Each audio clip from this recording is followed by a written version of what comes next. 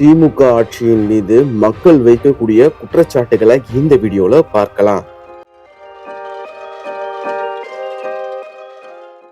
2021 சட்டமன்ற தேர்தலின் பொழுது நீட்டை நாங்க ஆட்சி அமைத்த 24 மணி நேரத்திற்குள் ஒழித்து விடுவோம் அப்படின்ட்டு ஸ்டாலின் அவர்கள் சொன்னார்கள். ஆனா அது இன்றைய வரைக்குமே ஒரு மிகப்பெரிய கேள்விக்குறியாவே இருக்குது. இதற்கான பதில இன்றளவும் அவங்க சொல்லல அப்படின்றதுதான் மிகப்பெரிய ஒரு குற்றச்சாட்டா முன்வைக்கப்படுது. இதுலயும் முக்கியமா அவர்களினுடைய அந்த ஒரு அணுகுமுறையால பள்ளி மாணவ மாணவிகள் மிகப்பெரிய அளவு ஏமாற்றப்பட்டிருக்கிறாங்க. ஒட்டுமொத்தமா தேர்தல் வாக்குறுதியா 505 கொடுத்திருக்கிறாங்க. அதுல 364 செயல்படுத்தி இருக்கிறாங்க. 40 இப்பவும் மத்திய அரசினுடைய அனுமதிக்காக காத்திருக்குது. மேலும் 100க்கும் மேற்பட்ட வாக்குறுதிகளை நிறைவேற்றவே இல்லை.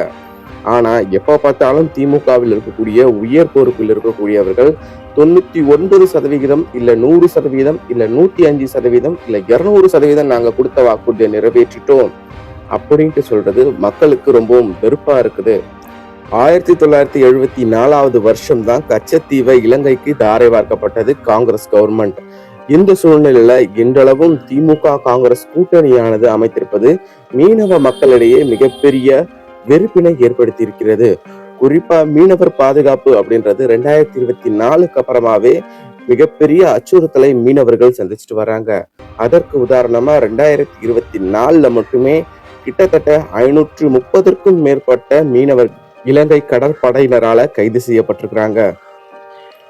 2G ஸ்பெக்ட்ரம் முறைகேடு இது 2009 மிகப்பெரிய அளவு பேசப்பட்டது.